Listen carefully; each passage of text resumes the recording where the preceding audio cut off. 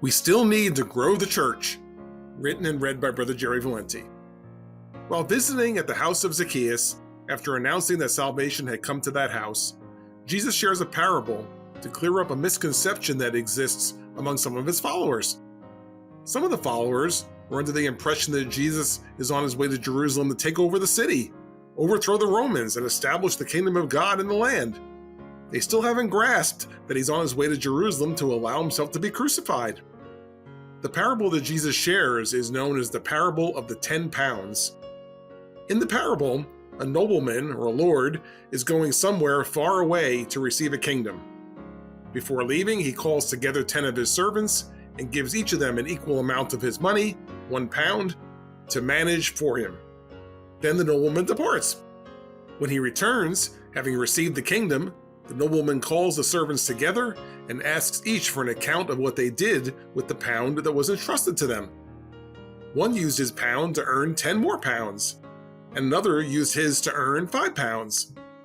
As a result of their good stewardship, these 2 servants are given authority over multiple cities in the new kingdom. However, a third servant has done nothing with the pound entrusted to him. He just wrapped it up in a napkin, so he has nothing additional to give to the nobleman. As a result of his poor stewardship, the 1 pound is taken away from him and given to the first servant, who has demonstrated that he knows what to do with his Lord's property. Why did Jesus choose to share this parable with his followers at this particular time? Because he knew that they would not be motivated to do anything to get his message out and grow his church if they thought that the time had already arrived for the kingdom of God on earth to begin. The parable lets them know that it will be a while until Christ returns with the kingdom, and in the meantime, he expects them to take responsibility for growing the church. Those who don't will have no part in the kingdom of God when he returns. Today, we find ourselves anticipating the kingdom of God on earth.